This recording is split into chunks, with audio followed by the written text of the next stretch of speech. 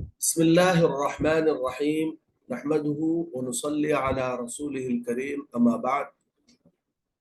آج رمضان المبارک کا جو کورس ہمارا چل رہا ہے اس کی چوتھی کلاس ہے نا.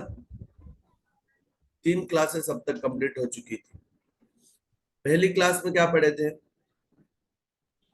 عقائد کے بارے میں. ویری گڈ ماشاء اللہ. پہلی کلاس میں ہم لوگ عقائد کے بارے میں پڑھے. دوسری کلاس میں کیا پڑھے تھے؟ مسائل کے بارے میں. وہی کیا مسائل پڑھے تھے دوسری کلاس میں؟ غسل اور وضو کے غسل کے مسائل. وضو، غسل، تیمم. ٹھیک ہے. اور تیسری کلاس میں کیا پڑھے تھے؟ حیض کے بارے میں. حیض کے بارے میں مسائل. حیض، نفاس، استحاضہ کے مسائل پڑھے تھے. ٹھیک ہے.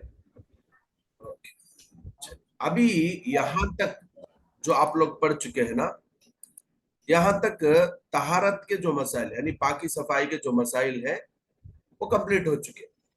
اوکے.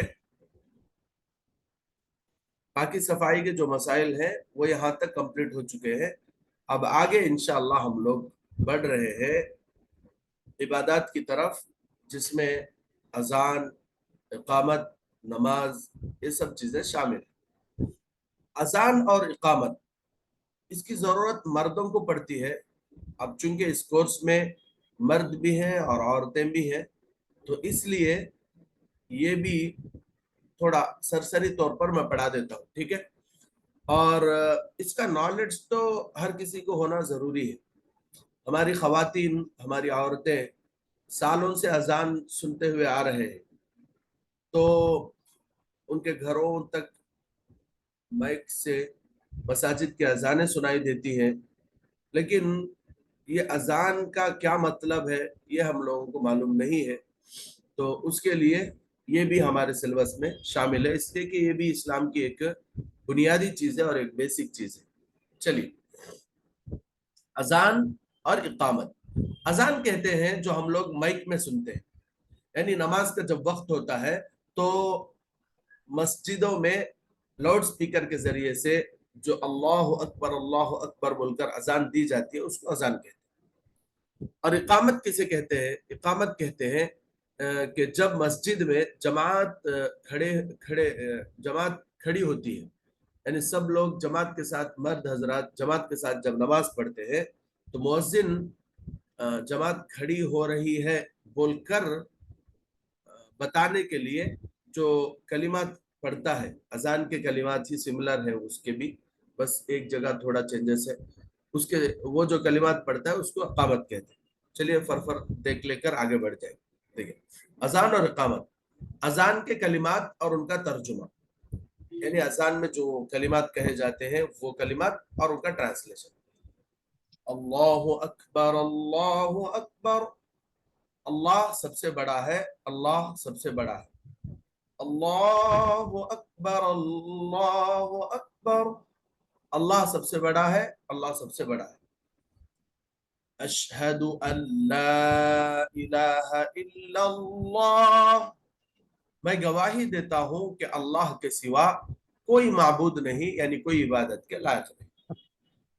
اشہد ان لا الہ الا اللہ، میں گواہی دیتا ہوں کہ اللہ کے سوا کوئی معبود نہیں، یعنی کوئی عبادت کے لائق نہیں. اشہد ان محمد رسول اللہ، میں گواہی دیتا ہوں کہ محمد صلی اللہ علیہ وسلم اللہ کے رسول ہیں. اشہد ان محمد رسول اللہ، میں گواہی دیتا ہوں کہ محمد صلی اللہ علیہ وسلم اللہ کے رسول ہیں. حی علی الصلاۃ، آؤ نماز کی طرف. حی علی الصلاۃ، آؤ نماز کی طرف. حی علی الفلاح، آؤ کامیابی کی طرف. حی علی الفلاح، آؤ کامیابی کی طرف. فجر کی اذان میں حی علی الفلاح کے بعد یہ بھی کہتے ہیں، یہ بھی کہنا چاہیے. کیا ہے وہ دیکھیے. الصلاة خير من النوم. نماز نیند سے بہتر ہے. الصلاة خير من النوم. نماز نیند سے بہتر ہے. اللہ اکبر اللہ اکبر. اللہ سب سے بڑا ہے, اللہ سب سے بڑا ہے. لا الہ الا اللہ. اللہ کے سوا کوئی معبود نہیں. یہ اذان کے کلمات اور اس کا ترجمہ ہے. سمجھ میں آیا آپ سب لوگوں کو؟ جی الحمدللہ. اچھا, ابھی یہاں پر دیکھیے اذان میں کچھ غلطیاں بہت کامن ہے.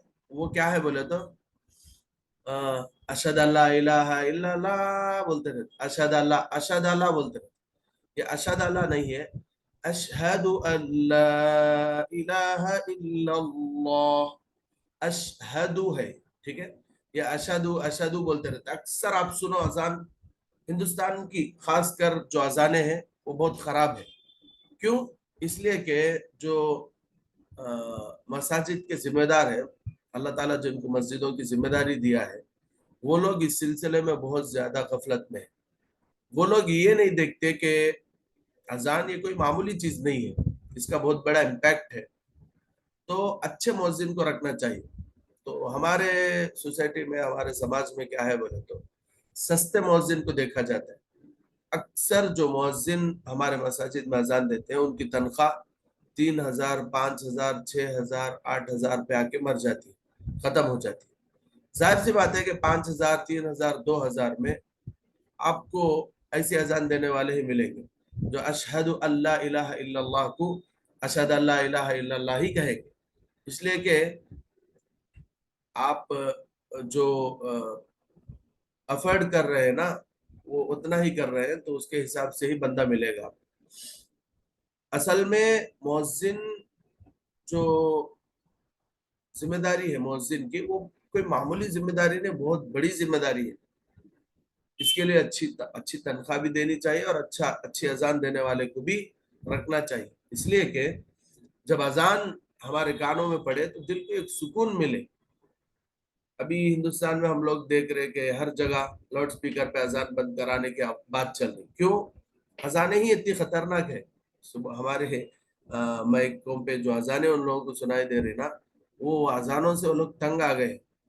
اگر اچھی اذانیں جیسے حرمین میں ہوتی ہے اذانیں, ویسی اذانیں اگر ہمارے مساجد میں ہونے لگے نا, تو پھر غیر مسلم خود آ کر تمنا کریں گے, خواہش کریں گے کہ بھائی ایک ٹائم اور اذان دلوا دو. لیکن ہمارے پاس مسئلہ کیا ہے؟ مسئلہ یہ ہے. دیکھیے پھر اس کے بعد دیکھیے اشہد ان محمد رسول اللہ, اشہد ان محمد کہتے اشہد. تو یہ اشہد ان نہیں ہے, اشہد ان, اس کے بعد محمد نہیں, محمد رسول اللہ. اچھا, پھر اس کے بعد حی علی الصلاۃ کہتے ہیں. اکثر یہ سنے ہوں گے نا آپ, حی علی الصلاۃ کہتے ہیں. حی علی الصلاۃ نہیں ہے, یہ ہے حی علی الصلاۃ. حی علی الصلاۃ. حی آؤ, علی الصلاۃ نماز کی طرف. ٹھیک ہے. اگر آپ اس کو پڑھیں گے حی علی الصلاۃ تو اس کے معنی ہوں گے نماز کی طرف آؤ نہ کو بول کر. ٹھیک ہے, معنی پورے بدل جاتے. پھر اس کے بعد یہ بھی دیکھیں حی علی الفلاح کے معنی ہے آؤ کامیابی کی طرف. تو اکثر اسے بھی جو ہمارے مؤذنین ہیں بیچارے وہ حی علی الفلاح کہتے ہیں. حی علی الفلاح کے معنی یہ ہے کہ ناکامی کی طرف آؤ بول کر. بات آ رہی سمجھ میں؟ پورا کا پورا معنی بدل جاتا. اب یہ الصلاۃ خیر من النوم, اب اس کا تو جنازہ نکال ڈالتے مؤذن, پتہ نہیں کون کون کیا کیا الگ الگ بولتے رہتے اس کو. اور یہ ہے, تو آپ اس کو ذہن میں رکھیں, یہ ہے الصلاۃ خیر من النوم. الصلاۃ نماز, خیر بہتر ہے, من النوم نیند سے. ٹھیک ہے, چلیے کلیئر, سمجھ میں آ گیا سب کچھ اذان کے بارے میں؟ آگے بڑھیں گے. جی الحمدللہ بھیا. الحمدللہ. جی اب آگے دیکھیے اقامت جماعت کھڑی ہوتے وقت جلدی جلدی جو کلمات کہے جاتے ہیں اس کو اقامت کہتے ہیں. اوکے اذان میں جو کلمات کہے جاتے ہیں اقامت میں بھی وہی کلمات کہے جاتے ہیں، بس اتنا فرق ہے کہ اقامت میں حی علی الفلاح کے بعد 2 مرتبہ قد قامت الصلاح قد قامت الصلاح کہا جاتا ہے. قد قامت الصلاح کے میننگ کے معنی کیا بولے تو جماعت کھڑی ہو گئی بول کر. ٹھیک ہے جیسے ابھی اذان کے کلمات جیسے میں آپ کو پڑھ کے سنایا ویسے اذان کے کلمات کہے جاتے، لیکن اقامت کے جو کلمات ہے وہ تھوڑا سپیڈ کہے جاتے ہیں. کیسا؟ اللہ اکبر اللہ اکبر اللہ اکبر اللہ اکبر اشہد ان لا الہ الا اللہ اشہد ان لا الہ الا اللہ اشہد ان محمد رسول اللہ اشہد ان محمد رسول اللہ حی علی الصلاة حی علی الصلاة حی علی الفلاح حی علی الفلاح قد قامت الصلاة قد قامت الصلاة اللہ اکبر لا الہ الا اللہ. اس طرح اقامت کے جو کلمات ہیں وہ کہے جاتے ہیں. کلیئر؟ چلو اب آگے بڑھتے ہیں نماز کی طرف. چلیے نماز فرض نمازیں اور ان کے نام، یعنی ہر مسلمان پر دن اور رات میں جو نمازیں فرض ہیں ان کے نام اور وہ کتنی رکعتیں ہیں وہ سب انشاءاللہ آگے پڑھیں گے. دیکھیے پہلی جو نماز ہے وہ ہے فجر کی نماز، فجر. دوسری جو نماز ہے وہ ہے ظہر، نماز ظہر. تیسری جو نماز ہے عصر کی نماز. چوتھی جو نماز ہے مغرب کی نماز ہے. پانچویں جو نماز ہے وہ ہے عشاء کی نماز. عشاء، فجر، ظہر، عصر، مغرب، عشاء، یہ 5 نمازوں کے نام ہیں. یہ ہر مسلمان کو یاد ہونے چاہیے اور ہر مسلمان اس کی پابندی بھی کرنا چاہیے. اچھا نماز کی رکعتیں، فجر میں 2 رکعت فرض، 2 رکعت نماز فرض ہے. ظہر میں 4 رکعت نماز فرض ہے. عصر میں 4 رکعت نماز فرض ہے. مغرب میں 3 رکعت نماز فرض ہے. عشاء میں 4 رکعت نماز فرض ہے. ٹھیک ہے یہ صرف فرض نمازوں کی گنتی ہے. اب آگے سنت اور نفل نمازوں کی رکعتیں بھی یہاں پر بیان کی جا رہی ہیں. فجر میں فرض سے پہلے 2 رکعت سنت ہے، فرض نماز سے پہلے 2 رکعت سنت ہے اور یہ بہت زیادہ ضروری ہے. ٹھیک ہے نمبر 2 ظہر میں فرض نماز سے پہلے 4 رکعت سنت، فرض نماز کے بعد 2 رکعت سنت اور 2 رکعت نفل ہے. عصر میں فرض نماز سے پہلے 4 رکعت نفل ہے. عصر کی نماز سے پہلے جو 4 رکعت سنت ہے نا وہ نفل کے درجے کی ہے. مغرب میں فرض کے بعد 2 رکعت سنت، 2 رکعت نفل ہے. عشاء میں فرض کے بعد 2 رکعت سنت، 2 رکعت نفل، پھر 3 رکعت واجب الوتر ہے. ان 3 رکعتوں کو واجب الوتر کہتے ہیں، یعنی کمپلسری جو 3 رکعت واجب الوتر ہے وہ فرض کے بعد اس کا مقام ہے. یعنی جس طرح فرض کا پڑھنا ضروری ہے 3 رکعت وتر کی نماز کا پڑھنا بھی ضروری ہے. تو یہ نمازوں کی گنتی تھی. اچھا اب چلیے یہ کلیئر ہے، یہ سب کلیئر ہے نا؟ جی الحمدللہ. چلیے اب آگے دیکھیں نماز کی شرطیں، یعنی وہ کام جن کے بغیر نماز شروع ہی نہیں ہوتی. یعنی اگر یہ شرطیں آپ کے پاس نہیں پائی گئیں تو آپ کی نماز شروع نہیں ہوتی. نماز شروع ہی تک نہ ختم ہونے کا. تو نماز شروع ہونے کے لیے یہ شرطیں ہیں. नंबर 1।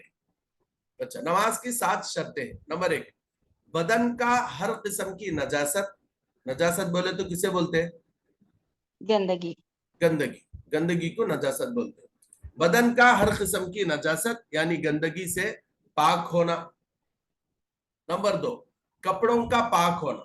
कपड़ों का भी हर किस्म की गंदगी से पाक होना है। नंबर 3, जगह का पाक होना। जगह का भी हर किस्म की गंदगी से पाक होना जरूरी है। नंबर 4, सतर यानी मर्द को नाफ के नाफ से घुटने तक और औरत को सिवाय चेहरे, हथेलियां और कदमों के पोरे और कदमों के यानी जो जिससे चलते ना कदम बोलते, और कदमों के पूरे बदन का छुपाना जरूरी। देखिए, नमाज होना बोले तो नमाज के लिए जो शराइत है उसमें से पहली शर्त यह है कि बदन का हर किस्म की गंदगी से पाक होना। नंबर 2, कपड़ों का हर किस्म की गंदगी से पाक होना। नंबर 3, जिस जगह पर हम लोग नमाज पढ़ रहे हैं उस जगह का हर किस्म की गंदगी से पाक होना। नंबर 4, सतर। सतर बोले तो मर्द के वास्ते, यानी एक मर्द है तो उसके लिए जो उसका जो सतर का हिस्सा यानी उसके लिए कंपलसरी छपाने का उसके बदन का जो हिस्सा है वो है नाफ से लेकर घुटनों के नीचे तक। नाफ बोले तो हमारे आम जुबान में बम्बई बोलते ना, ऐसा अच्छा क्या बोलते? जी हजरत बोलते वही ना बोलते बम्बई, हैं, हाँ वही। बम्बई ही बोलते ना, बम्बई। बम्बई से लेकर गुड़गान तक यानी गुड़गे भी नहीं दिखना, हाँ गुड़गान के जर्रा नीचे तक, ये मर्द का सतर है। अगर इतना हिस्सा मर्द छुपाया हुआ है तो वो नमाज पढ़ सकता है। औरत का जो सतर है वो क्या बोले तो चेहरा, हथेलियां और कदमा जिससे वो चलती है, ये 3 के अलावा औरत का पूरा जिस्म, बाल वगैरह सब उसके नमाज में छपे हुए होना जरूरी है। अगर उसके बाल दिखाई देते हैं, पीठ दिखाई देती है, पेट दिखाई देता है, या फिर चेहरा, हथेले और कदमों के अलावा कोई और हिस्सा औरत का नमाज के वक्त में दिखाई देता है तो उसकी नमाज नहीं होती। ठीक है, बाल भी नहीं दिखना। ओके, हाँ अलबत्ता एक आध बाल अगर यहाँ से साइड से निकल जाए तो उसका कोई मसला नहीं, लेकिन कोशिश पूरे बालों को अंदर करके बांधने की ही होना है। अच्छा, 5वीं शर्त यह है कि किबले की तरफ मुंह करना, यानी किबले की तरफ मुंह करके खड़े हो। 6ठी शर्त यह है कि नमाज की नियत करना। नमाज की नियत करना कि कौन सी नमाज आप पढ़ने जा रहे हैं।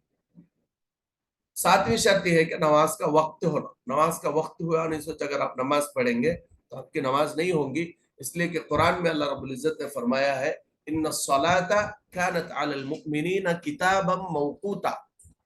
अल्लाह तबारक व तआला ने मुसलमानों पर नमाज को फर्ज कर दी है उसके मुकर्ररा वक्तों में, यानी अल्लाह ने नमाजों के लिए जो वक्त मुतय्यन किया है उन्हीं वक्तों में नमाज फर्ज होती है। फर्ज होने के बाद ही उसको अदा किया जा सकता है। नमाज का वक्त होने से पहले अगर आप नमाज पढ़ लेंगे तो आपकी नमाज नहीं होगी। चलिए, यहां तक थे नमाज के शराइत।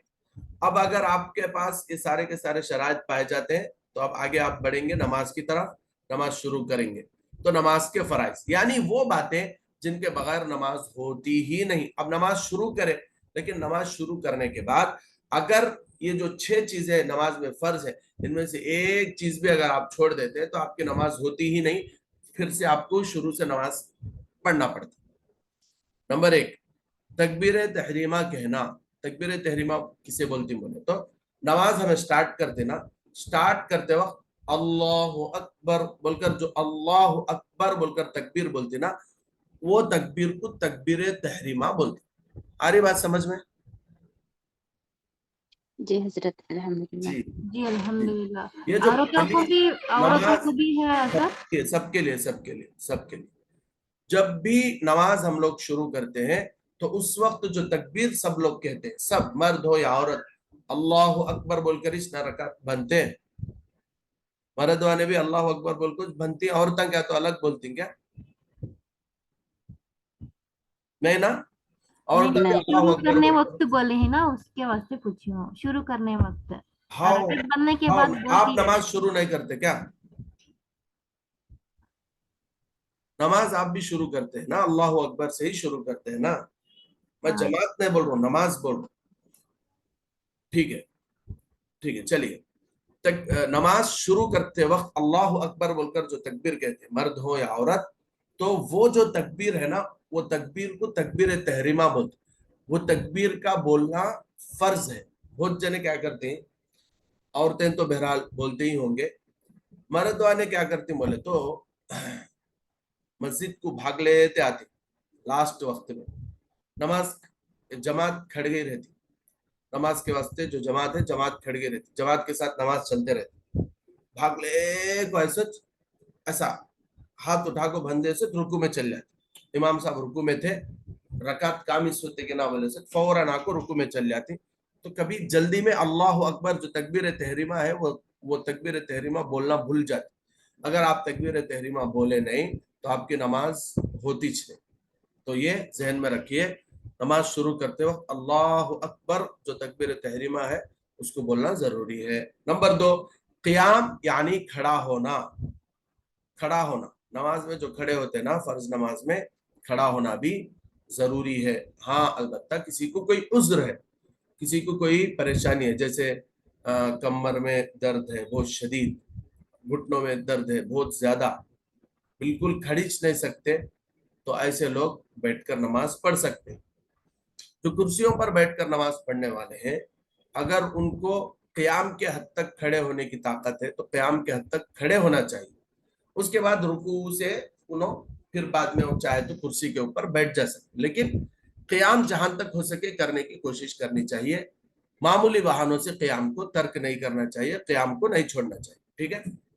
नंबर 3, क़िरात यानी कुरान मजीद पढ़ना। नमाज में कुरान मजीद का कुछ तो हिस्सा पढ़ना जरूरी है, नहीं तो नमाज होती नहीं। नंबर 4, रुकू करना। रुकू बोले तो झुकते ना, नमाज में अल्लाह अकबर बोल तो झुको रुकू करते ना, तो उसे रुकू बोलते। नंबर 4, अच्छा 1 2 3 4, नंबर 5, दोनों सजदे करना। दो सजदे, दो सजदे करना ये फर्ज है। नंबर 6, क़ैद अखीरा यानी नमाज के आखिर में अत्तहियात की मिकदार बैठना। नमाज के लास्ट में 4 रकात, 2 रकात की नमाज है तो 2 रकात के बाद, 4 रकात की नमाज है तो 4 रकात के बाद जो अत्तहियात के वास्ते बैठते ना, उसे क़ैदे में बैठना बोलते। तो वो अत्तहियात पढ़ने की उतनी देर बैठना फर्ज है। अगर अत्तहियात नहीं आ रहा तो कम से कम अत्तहियात पढ़े तो कितना टाइम लगता है कि उतना टाइम बैठना फर्ज है, वरना नमाज होती नहीं। ठीक है, तो ये हो गए नमाज के फराइज। अब आगे बढ़ते हैं नमाज के वाजिबात की तरफ। वाजिबात नमाज यानी वो बातें जिनका अदा करना बहुत जरूरी है, और अगर भूले से छूट जाए तो सजदे सहू से नमाज हो जाती है। ये जिस तरह फर्ज का अदा करना जरूरी है, वाजिबात का अदा करना भी जरूरी है। लेकिन वाजिबात में एक छोटा ऑप्शन हमारे पास क्या है बोले तो, अगर वाजिबात में से कोई वाजिब भूल कर हमसे छूट गया, भूल को हमें छोड़ डाले, तो सजदे सहू बोलकर एक ऑप्शन है। वो सजदे सहू क्या है, उसे कैसा करना, वो इंशाल्लाह आगे आता मैं समझाता हूँ। ठीक है, सजदे सहू करने से ये जो वाजिब भूल की वजह से छूट गया था वो अदा हो जाता। ठीक है। अच्छा, वाजिबात नमाज यानी वो बातें जिनका अदा करना बहुत जरूरी है, और अगर भूले से छूट जाए तो सजदे सहू से नमाज हो जाती है। वाजिबात नमाज के बाद सजदे सहू का जिक्र किया जाएगा। ठीक है, जरा सब्र रखो, इंशाल्लाह वाजिबात नमाज पढ़ेंगे, फिर उसके बाद सजदे सहू के बारे में भी इंशाल्लाह मैं आपको पढ़ाऊंगा। वाजिबात नमाज में 15 वाजिबात है। नंबर 1, अल्लाह अकबर के लफ्ज से नमाज शुरू करना, ये वाजिब भी है। नंबर 2, सूरह फातिहा और दूसरी कोई सूरत पढ़ने की मिकदार खड़ा होना। सूरह फातिहा और उसके साथ में कौन सा तो भी एक सूरा मिला को पढ़ते ना, जम सूरा, जम के माने है मिलाना, जम सूरा बोले तो मिलाने का सूरा बोल को जम सूरा बोलते। ठीक है, कोई एक सूरत उसके साथ जम करना, कोई एक सूरत सूरह फातिहा के साथ मिलाकर पढ़ना। नंबर 2, فرض کی پہلی دو رکعتوں اور سنت اور نفل اور وتر کی سب رکعتوں میں سورہ فاتحہ اور دوسری کوئی سورت پڑھنا. معمول سے کیا ہے تو فرض نماز ہے نا, فرض نمازوں میں خالی فرسٹ کے 2 رکعتہ میں کیا کرتے بولے تو سورہ فاتحہ کے ساتھ ضم سورہ یعنی کوئی ایک سورت ملا کر پڑھتی, لیکن تیسرے اور چوتھے رکعت میں صرف سورہ فاتحہ پڑھتی. اچھا, اس کے مقابلے میں جو سنت اور واجب نمازیں ہیں اس میں آپ کو 4 رکعتہ میں بھی سورہ فاتحہ بھی پڑھنا, سورہ فاتحہ کے ساتھ کوئی ایک سورت ملانا بھی, ملا کر کوئی ایک اور سورت ملا کر بھی پڑھنا. ٹھیک ہے, یہ بات بھی اچھا ذہن میں رکھ لیجیے. اچھا, پہلے سورہ فاتحہ پڑھنا, پھر کوئی دوسری سورت پڑھنا. پہلے کیا کرنا, سورہ فاتحہ پہلے پڑھنا, پھر اس کے بعد جو ضم سورہ آپ اس کے ساتھ کوئی سورہ ضم کر رہے ہیں, ملا رہے ہیں, وہ سورہ پڑھنا. مثال کے طور پر سورۃ الفاتحہ پڑھ لے, اب اس کے بعد اگر آپ قل اعوذ برب الفلق ملا کر پڑھنا چاہ رہے تو وہ پڑھے. ٹھیک ہے, دیکھیے یہاں پر 2 چیزیں, ایک آ کر سورہ فاتحہ اور دوسری کوئی سورت پڑھنے کی مقدار کھڑا ہونا, وہ پڑھنے کے واسطے کتنا ٹائم لگتا ہے کہ اتنا ٹائم کھڑا ہونا بھی واجب ہے. پھر اس کے بعد سورہ فاتحہ اور اس کے ساتھ کوئی سورت پڑھنا بھی واجب ہے.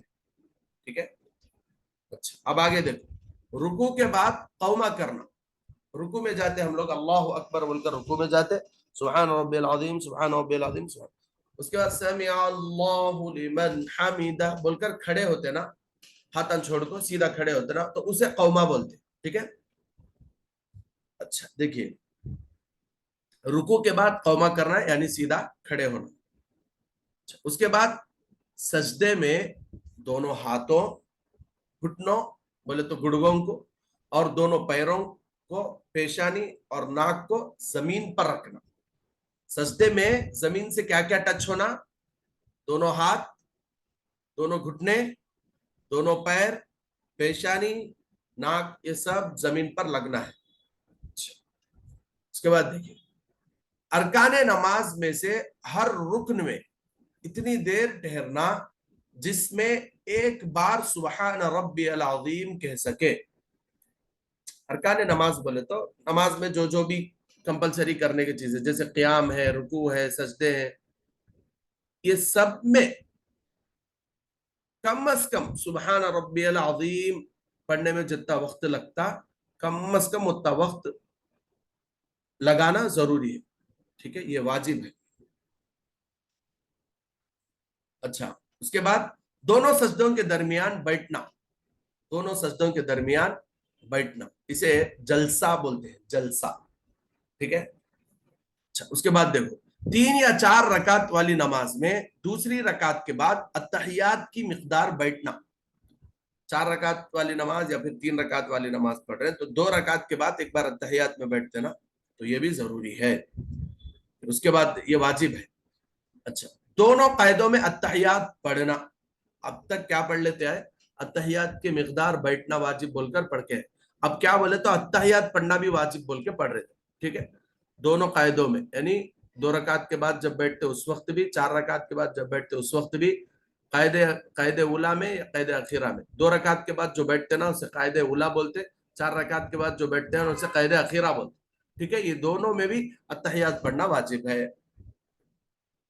اچھا, اس کے بعد دیکھیں ایک رکن کے بعد دوسرا رکن فوراً ادا کرنا. معمول سے قیام میں آپ کھڑے تھے, قیام میں آپ سورہ بھی پڑھ لے, اب رکوع میں اللہ اکبر بول کر رکوع میں چلے جانا. اب سوچ لے تھے کھڑ جانا نہیں, ٹائم ویسٹ کرنا نہیں. ایک رکن کے بعد اور ایک رکوع کے بعد قومہ کے بعد سجدہ, یہ فٹافٹ چلتے رہنا, یعنی زیادہ اس میں رکنا نہیں. اچھا, اس کے بعد وتر کی نماز میں دعائے قنوت پڑھنا. وتر کی نماز میں دعائے قنوت پڑھنا, انشاءاللہ آگے آئے گا دعائے قنوت کیا ہے. اس کے بعد نماز کو 2 مرتبہ السلام علیکم کہہ کر ختم کرنا. السلام علیکم ورحمۃ اللہ, السلام علیکم ورحمۃ اللہ بول کر نماز کو ختم کرنا, یہ بھی واجب ہے. اچھا, اس کے بعد دن کی نماز ظہر عصر کو آہستہ پڑھنا, رات کی نماز فجر مغرب عشاء میں امام کو آواز سے پڑھنا. یہ مردوں سے متعلق ہے. ٹھیک ہے, تو یہاں تک واجبات نماز تھے جو ہم لوگ پڑھے، یعنی یہ وہ کام ہے جس کا کرنا ضروری ہے. اگر ان میں سے کوئی کام بھولے سے چھوٹ جائے، بھولے سے چھوٹ جائے تو سجدے سہو کرنے سے نماز پوری ہو جاتی. سجدے سہو کیا ہے دیکھیے. سجدہ سہو، سجدہ سہو، سہو کہتے ہیں غلطی کو، سجدہ کہتے ہیں سجدے کو. سجدے سہو یعنی غلطی کا سجدہ، غلطی کے بدلے سجدہ. دیکھیے سجدے سہو کسے کہتے ہیں؟ ترک واجب یعنی کوئی واجب آپ چھوڑ دیے، یا تاخیر رکن، یا پھر جو نماز کے رکن ہے، نماز کے جو فرائض ہے. نماز کے فرائض کتنے ہیں؟ ابھی پڑھ کر آئے نا ہم لوگ، کتنے ہیں نماز کے فرائض؟ بولیے کوئی. 6. نماز کے جو 6 فرائض ابھی ہم لوگ پڑھ کر آئے ہیں نا، اگر نماز کے 6 فرائض میں سے کوئی فرض میں ہم لوگ تاخیر کریں، لیٹ کریں، واجب چھوڑ ڈالے، یا فرض میں لیٹ کرے یا واجب میں لیٹ کرے، دیکھیں ترک واجب یا تاخیر رکن کی وجہ سے نماز میں جو کمی ہوتی ہے اس کو پورا کرنے کے لیے جو سجدہ کیا جاتا ہے اس کو سجدے سہو کہتے ہیں. ٹھیک ہے.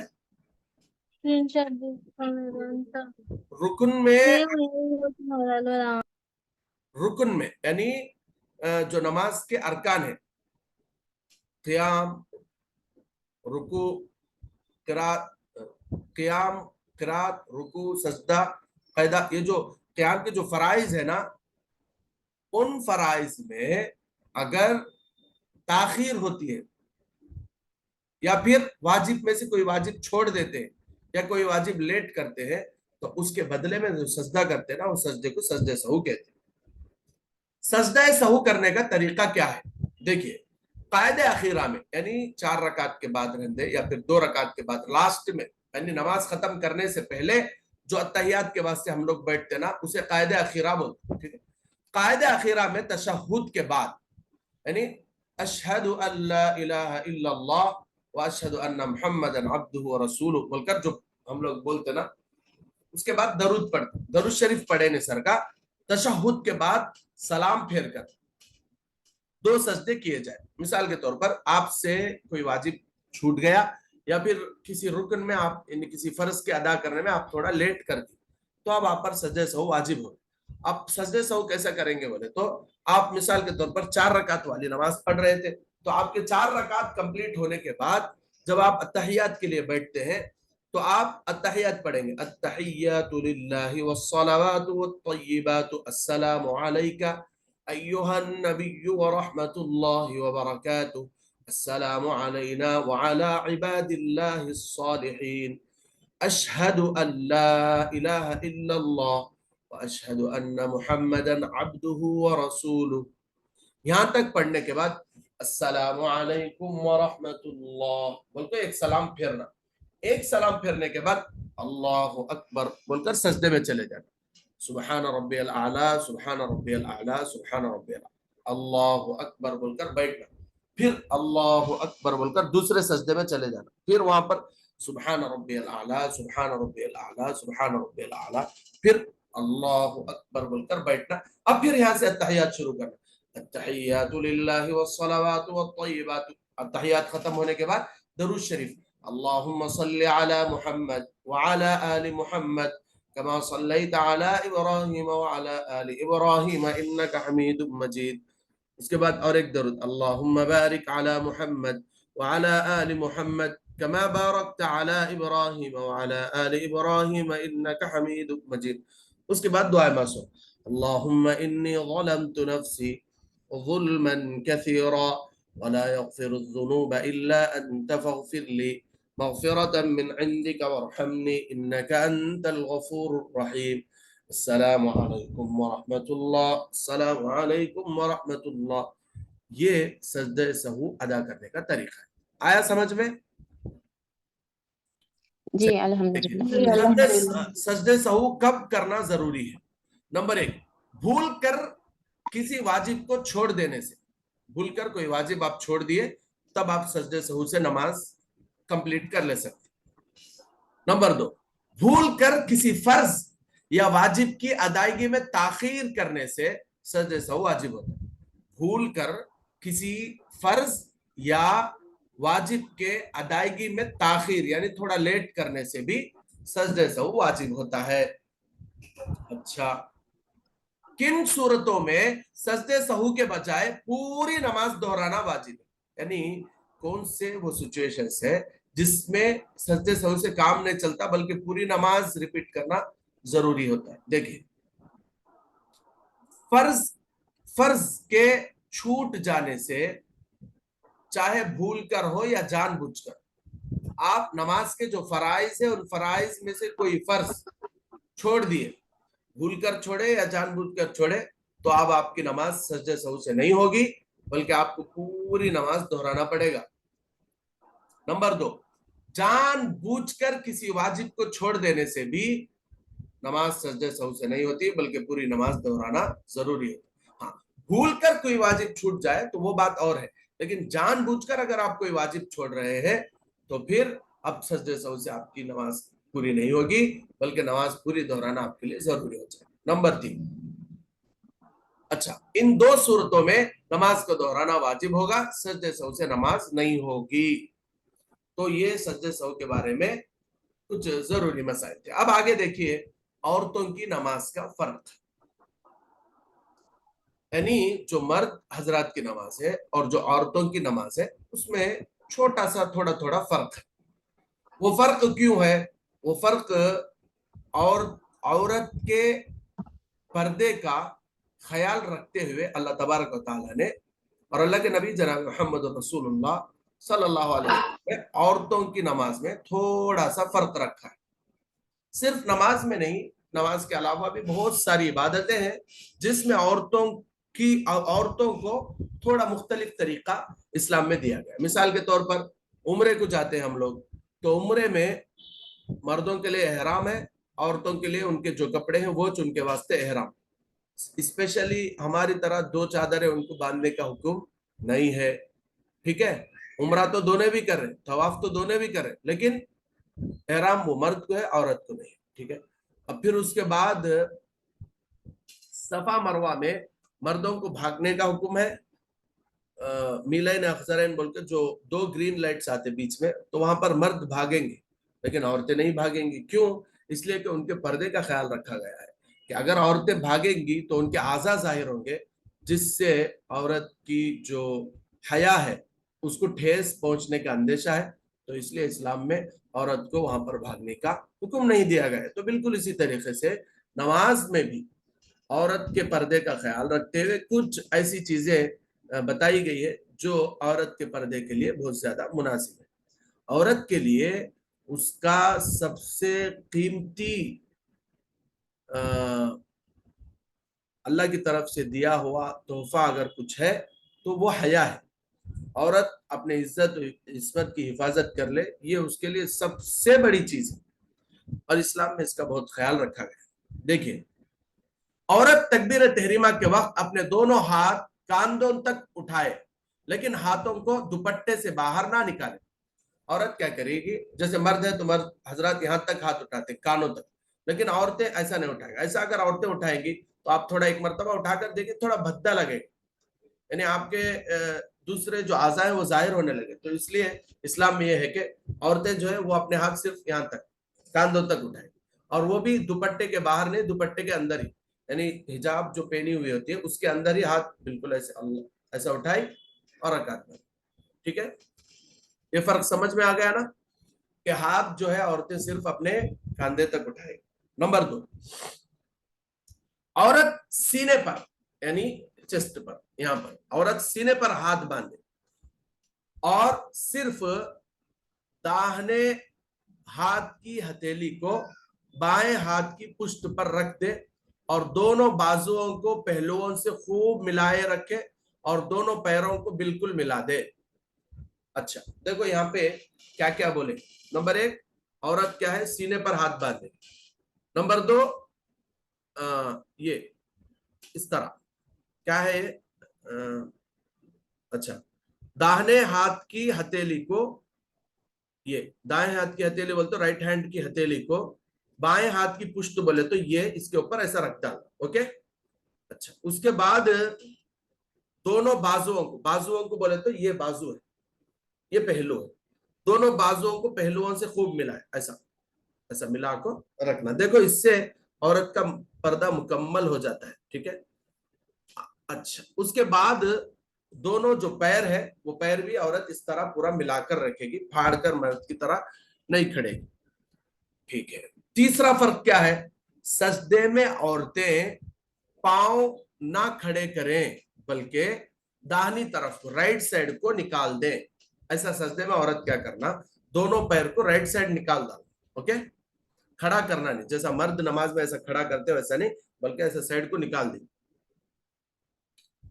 अच्छा, और खूब सिमट कर तो ऐसा दबकर, खूब सिमट कर और दबकर सजदा करें, इस तौर पर के पेट दोनों रानों से और बाहें यानी जिसे आर्म्स कहते हैं दोनों पहलुओं से, यानी आर्म सेट्स, ये है ना, ये ऐसा, ये भी ऐसा पूरा मिला है, दोनों बाहें यानी आर्म्स दोनों पहलुओं से यानी आर्म सेट जिसे बोलते उससे मिला दे और दोनों कोहनियों को जमीन पर रख दे।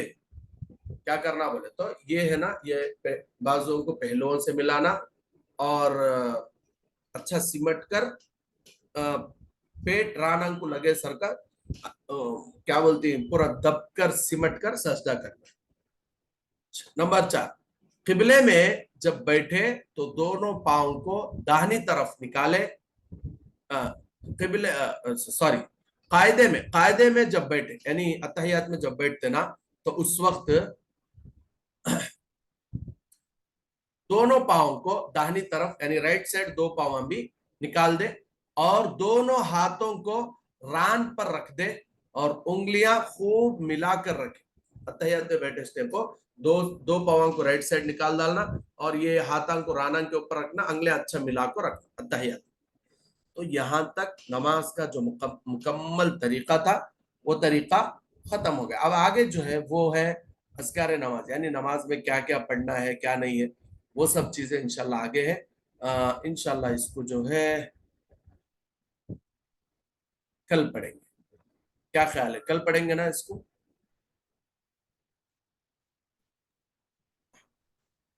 इसको कल पढ़ेंगे इंशाल्लाह, ठीक है, काफी वक्त हो गया है तो इसको कल। अभी इंशाल्लाह सवाल जवाब के लिए मौका दूंगा, आप लोग सवाल जवाब कर सकते हैं।